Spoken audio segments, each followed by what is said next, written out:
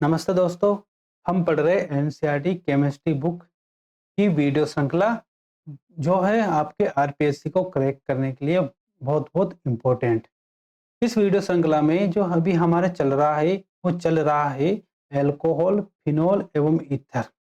तो अभी आज की इस वीडियो में हम आईयूपीएसी नामकरण पढ़ेंगे फिनोल का और आगे इस चैप्टर को डिस्कस करेंगे। तो स्टार्ट करते हैं। देखिए फिनोल, तो बेंजीन का सरलतम हाइड्रोक्सिल व्युत्पन्न क्या होता है? फिनोल।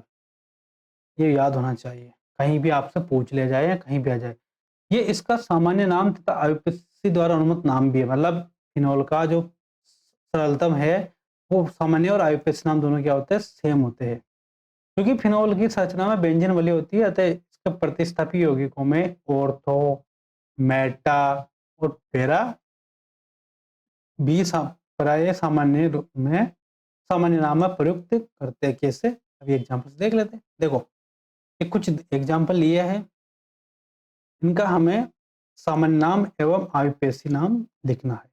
देखो, अगर एक OH उपस्थित है एरोमेटिक सिस्टम पे तो सामान्य नाम भी फिनोल है और आईयूपीएसी नाम भी फिनोल ही है। क्लियर? यहाँ तक कोई प्रॉब्लम नहीं है। अब देखिए, ये तो हो गया सामान्य, इन दोनों कॉमन नेम। अब देखिए, यदि इसके ऑर्थो पोजीशन पे एक CH3 लग रहा हो, ठीक है, CH मतलब इसको बोलते हम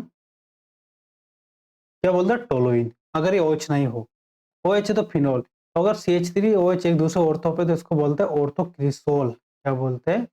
ऑर्थोक्रिसोल। अब OH तो हमारे पास क्या है? क्रियात्मक समूह। तो क्रियात्मक समूह का क्या लगता है हमारे पास? अनुलग्न। क्लियर? इसके बेसिस पर आईयूपीएसी नाम में इसको तो मानेंगे 1 नंबर पर, इसको मानेंगे 2 नंबर, इसको मेथिल को, तो 2 मेथिल फिनोल। क्लियर? और ऐसे सामान्य नाम ऑर्थोक्रिसोल। ऑर्थो पोजीशन हुई कि नहीं? अब देखो, OH की रेस्पेक्ट में ये पोजीशन हुई मेटा, तो इसको बोलेंगे मेटाक्रिसोल। अब एक ही बेंजीन रिंग पर OH और CH3 समूह उपस्थित हो उसको बोलते हैं क्रिसोल। क्या बोलते हैं? क्रिसोल। अगर ऑर्थो पोजीशन हो तो ऑर्थोक्रिसोल, मेटा पोजीशन पर हो तो मेटाक्रिसोल, और अगर पेरा पोजीशन पर उपस्थित हो तो हम बोलते हैं उसे पेराक्रिसोल। क्लियर? तो देखो, आईपीएस नाम में 3 नंबर पर आ गया ना, ये 1 2 और 3 मेथिल फिनोल, और ये आ गया 1 2 3 एंड 4, तो पेराक्रिसोल यानी 4 मेथिल फिनोल। क्लियर? बेंजीन के डाइहाइड्रोक्सी उत्पन्नों को बेंजीन 1 2 1 3 तो यहाँ 1 4 डायोल भी कहते हैं। यदि एक CH3 नहीं होकर दोनों के दोनों क्या OH समूह उपस्थित हो, तब कैसे लिखते? अगर दोनों OH फोर्थ पोजीशन पर है तो सामान्य नाम क्या होगा? उसका कैटेकोल। याद होना चाहिए आपको, ये इंपॉर्टेंट है आपके लिए। सामान्य नाम क्या है? इंपॉर्टेंट। अगर 1 3 पोजीशन पर हो तो इसको बोलते हैं हम रिसोर्सिनोल, सामान्य नाम। यदि 1 2 3 एंड 4 पोजीशन में दोनों OH उपस्थित हो इसको हम बोलते हैं हाइड्रोक्विनोन अथवा क्विनोल। क्लियर? तो इसका आईयूपीएसी नाम की बात करें तो हमें इनको, ये तो बेंजीन तो हमारे पास मुख्य चेन हो गई, दोनों क्रियात्मक समूह। तो बेंजीन एक को अगर 1 पे माने तो दूसरे किस पे मानेंगे? 2 पे, तो 1 2 डाइऑल। क्लियर? इसको बोलेंगे बेंजीन 1 2 3, तो बेंजीन 1 3 डाइऑल और बेंजीन 1 4 डाइऑल। क्लियर? अब इस नाम भी समझ में आ गया। फिनोल क्लियर हुआ। अब हम आगे देख लेते हैं ईथर का आईयूपीएसी नाम। क्लियर?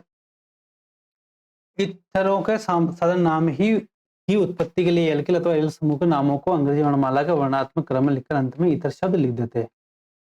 देखो, उत्पत्ति के लिए एल्किल और एरिल समूह के नामों को अंग्रेजी वर्णमाला क्रम के किस में लिखते हैं? हम अल्फाबेटिकल में लिखकर अंत में क्या लगा देते हैं? ईथर। कब लगाते हैं? जब हम ईथर का सामान्य नाम लिखते हैं, जैसे कि CH3OC2H5 को ईथर है हमारे पास, CH3OC2H5। ठीक है? अब इसमें एक समूह तो हमारे पास एथिल, एक समूह हमारे पास मेथिल। ऑक्सीजन के दोनों तरफ का समूह को देख लिया। अब सामान्य नाम लिखते हैं तो एथिल का ई पहला आता है या एम पहला आता? ई पहला आता। इंग्लिश में इसको इथाइल लिखते हैं ना, ETHYL, तो लिखते हैं मेथिल, METHY। ठीक है? इथाइल और मेथिल में पहले ई आता, तो पहले लिखेंगे हम एथिल, फिर लिखेंगे हम मेथिल, और बाद में क्या लगा देंगे हम इसके पीछे ईथर। क्लियर? ये तो हो गया इसका सामान्य नाम, एथिल मेथिल ईथर। यदि दोनों एल्किल समूह समान हो तो एल्किल समूह पर क्या लगाते हैं? डाई। तो जैसे दोनों अगर एथिल ही एथिल तो डाई एथिल और ईथर। ये तो हो गया इसका सामान्य नाम। अब आते हैं इसके आयुपेसी नाम पर। तो आयुपेसी नाम पद्धति में इथरों को हाइड्रोकार्बनों का क्या मानते हैं? हम व्युत्पन्न मानते हैं। तो जिनके हाइड्रोजन परमाणु किससे रिप्लेस हुए?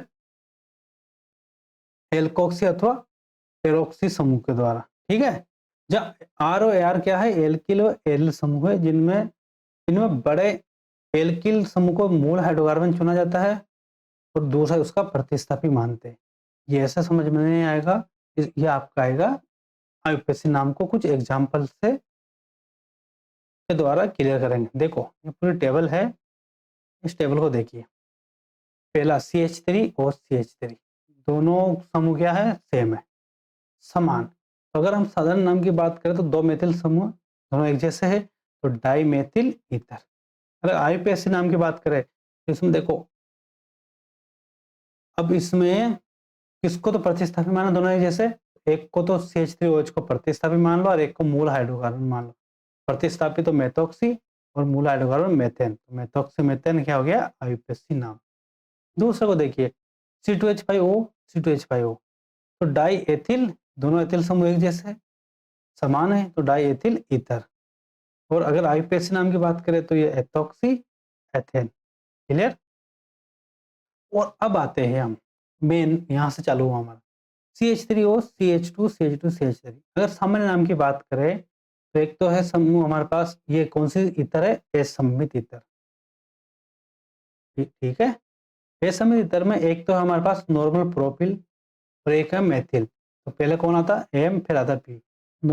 मेथिल एन प्रोपिल ईथर, तो हो गया सामान्य नाम। आयुपेसी बातें, ये छोटी चेन है, ऑक्सीजन का जिधर छोटा है उसको हम मानते हैं प्रतिस्थापी। ऑक्सीजन के साथ लेंगे, छोटा कौन है? ऑक्सीजन की तरफ एक कार्बन वाला है इधर, इसको मेथोक्सी, और इसको मानेंगे हम मूल हाइड्रोकार्बन। ठीक है, मेथोक्सी है ना। अब इसे इसकी नंबरिंग करेंगे तो 1 2 3, इसको कम मिलना जाए। मेथोक्सी कहाँ उपस्थित है? मूल हाइड्रोकार्बन में 1 पे, तो 1 मेथोक्सी। अब मूल हाइड्रोकार्बन क्या है? 3 कार्बन का है ना, तो प्रोपेन, 1 मेथोक्सी प्रोपेन। ये इसका हो गया आयुपेसी नाम। ये आपको ध्यान होना ही चाहिए। जैसे C6H5O CH3, अब देखो ये 6 कार्बन का तो इधर है और ये 1 ही कार्बन का है, इसको मानेंगे हम प्रतिस्थापी। क्या मानेंगे? प्रतिस्थापी, और उसको मानेंगे मूल हाइड्रोकार्बन। ठीक है, अगर सामान्य नाम लिखेंगे तो एक मेथिल एक फेनिल, मेथिल फेनिल ईथर हो गया, इसको शॉर्ट में कहते हैं एनिसोल। ये याद रखना आप, ये बेंजीन, बेंजीन के ऊपर अगर OCH3 है तो इसको बोलते हैं एनिसोल। क्लियर? और आईपीएच नाम लिखा था मेथॉक्सी बेंजीन। क्लियर? या एनिसोल भी कह सकते हैं इसको आईपीएच नाम में। दूसरा है C6H5O C2H5, तो ये भी इस बार ये प्रतिस्थापित रहेगा, तो एथोक्सी बेंजीन यानी ethyl benzene, ethyl phenyl ether या फेनिटोल। ठीक है, और इसको एथोक्सी बेंजीन आईपीएच नाम हो गया। क्लियर? ये एथिल फेनिल ईथर या एथोक्सी बेंजीन, ये होता है हमारे पास, क्या होता है जो ऊपर रहता है ऑक्सीजन पर C2H5 समूह होता है। क्लियर? अगर ये क्लियर हो गया तो आगे बढ़ते हैं। वो देखो दूसरा है हमारे पास ये वाला C6H5O C2H6। देखो ये है हमारे पास 6 कार्बन का, और ये है हमारे पास इधर है 7 कार्बन, ये 7 और ये 6। बड़ा कौन सा है? 7 वाला। इस बार चेंज हो गया हमारे पास, क्या चेंज हो गया इस बार? प्रिंसिपल चेंज होगी, ये रहेगी मूल हाइड्रोकार्बन और ये रहेगा प्रतिस्थापी। तो देखो अगर सामान्य नाम लिखेंगे तो हेप्टिल 7 का और फेनिल, तो हेप्टिल फेनिल ईथर हो गया। लेकिन आईयूपीएसी नाम में देखिए 1, इसको 1 देंगे ना, पूरा लिखेंगे तो 1 से 7 तक चला जाएगा, तो 1 फिनॉक्सी, इस बार फिनॉक्सी आएगा ना, और हेप्टेन। क्लियर? ये बहुत इंपॉर्टेंट है आपके आरपीएससी के लिए। एचईटीज उठकर आ सकता है, बहुत अच्छा एग्जाम्पल है। दूसरा देखिए कि एक कार्बन का इस ऑक्सीजन की तरफ 3 कार्बन है, तो मेथिल और आइसोप्रोपिल ईथर तो हो गया इसका सामान्य नाम। आईपीएस नाम लिखेंगे तो 1 2 3, ठीक है। 2 मिथॉक्सी प्रोपेन, क्लियर। इसको देखिए 6 कार्बन, 1 2 3 4 5 कार्बन, ये समूह क्या होता है? आइसो समूह होता है कि नहीं? तो अगर सामान्य नाम लिखेंगे तो आइसो कितने कार्बन की होगी? 5, तो फेनिल, फिर आइसोपेंटिल ईथर हो गया। आईपीएस नाम की बात करेंगे तो देखो चेन को नंबरिंग करनी पड़ेगी, वो ऐसा करनी पड़ेगी 1 2 3 एंड 4, 3 पे एक तो मेथिल है, क्लियर। तो एक तो हो गया 3 मेथिल, फिर फिनॉक्सी, अरे हाँ ये 6 कार्बन तो इसको मूल मानेंगे और ये प्रतिस्थापी रहेगा, तो 3 मेथिल ब्यूटॉक्सी, 1 2 3 4, 3 मेथिल ब्यूटॉक्सी बेंजीन, ये भी बहुत इंपॉर्टेंट है, ये आपको पता होना चाहिए। इस वजह इसमें CH3 और CH2, देखो दोनों तरफ हो गया। अब ये 2 कार्बन की है, ये तो है मूल 1 और 2, तो एक तो 1 पे मिथॉक्सी, एक 2 पे मिथॉक्सी, तो 1 2 डाइमेथिल डाइमेथॉक्सी एथेन, मेथॉक्सी इथेन हो गया, क्लियर। इसमें देखो ये और ये, इसको मानना पड़ेगा हमें प्रिंसिपल चेन, इसको मानना प्रतिस्थापी। देखिए 1 2 3 4 5 और 6, तो देखो 2 पे क्या है? 2 एथॉक्सी, हाँ मूल चेन इसको मानते हुए चल रहे ना, तो 1 2, इस प्रतिस्थापी को मेथिल वालों को कम मिलना चाहिए, दो दो है ना, तो 2 एथॉक्सी 1 1 डाइमेथिल साइक्लोहेक्सेन, ये भी आपके लिए बहुत इंपॉर्टेंट है, बहुत इंपॉर्टेंट है, बहुत इंपॉर्टेंट। अगर इसको नंबर 1 देते तो फिर इसको दो तो प्रतिस्थापी को ज्यादा अंक मिलता, इसलिए मेथिल एक के कार्बन पे तो इसको कम अंक देंगे, अरे इसको ज्यादा मिल जाएगा, ठीक है। मेथिल इथॉक्सी, आई बात समझ में? ये हो गया इतर का आईपीएससी नामकरण, ठीक है। अब आते हैं हम इसके इस एग्जाम्पल पर। निम्नलिखित यौगिक को आईपीएससी नाम लिखिए। देखो अगर इसका आईपीएससी नाम को ध्यान से देखो आप, तो सबसे पहले आते हैं हम इसके, ये क्या है? एल्कोहल है, इसको नंबर 1 सबसे कम मिलना चाहिए क्रियात्मक समूह को, तो 1 ये प्रिंसिपल चेन मान सकते हैं, 1 2 3 4 5, ठीक है। अब 4 पे तो क्लोरो प्रतिस्थापी, तो 4 क्लोरो, 2 और 3 पे क्या है हमारे पास? मेथिल, तो 2 3 डाइमेथिल, 5 कार्बन की ये प्रिंसिपल चेन है, तो पेंटेन, फिर एक पे क्या? OH, पेंटेन 1 ऑल, यहाँ पे से नाम समझ में आ गया। तो ये क्लियर हो गया, तो इसको देखो दूसरे को, ये इसमें क्या है? OH CH3 CH3, देखो इसमें क्या है? इसमें है कि इसको तो हम मिलेगा नंबर 1 ही, 1 पे 2 3 4 5 और 6, 2 और 6 पे क्या? डाइमेथिल, तो 6 डाइमेथिल फिनोल, ठीक है। आ गया। इसको देखिए ये है ईथर, एल्कोहल हो गया, फिनोल हो गया। अब ईथर को आ देखिए, इसमें क्या है कि इस ऑक्सीजन के इधर तो 2 कार्बन है और इसके इधर 3 कार्बन, तो ये तो रहेगी हमारे पास मूल हाइड्रोकार्बन, मूल श्रृंखला, ठीक है।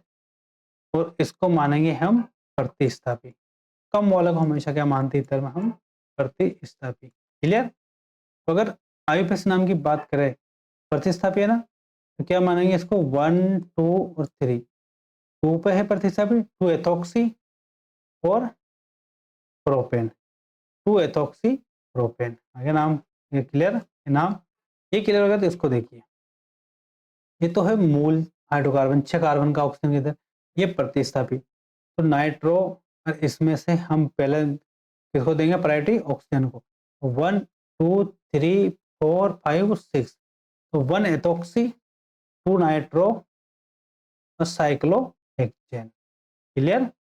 ये आईयूपीएसी नाम भी आपके क्लियर हो गए। तो ईथर का आईयूपीएसी नाम तो आपके क्लियर हो ही गए होंगे, क्लियर। इसके बाद आते हम इन एल्कोहल के क्रियात्मक समूह की संरचना पर। इसको हम पढ़ेंगे नेक्स्ट वीडियो में। धन्यवाद। यदि आपको हमारा यूट्यूब चैनल और एनसीईआरटी बुक समझ में आ रही है, तो प्लीज़ हमारे यूट्यूब चैनल को लाइक, शेयर एवं सब्सक्राइब ज़रूर कीजिए, ताकि आपके लिए ऐसे लेटेस्ट वीडियो और नॉलेजेबल वीडियो आते रहे और आप आराम से आरपीएससी को क्रैक कर पाएँ। धन्यवाद।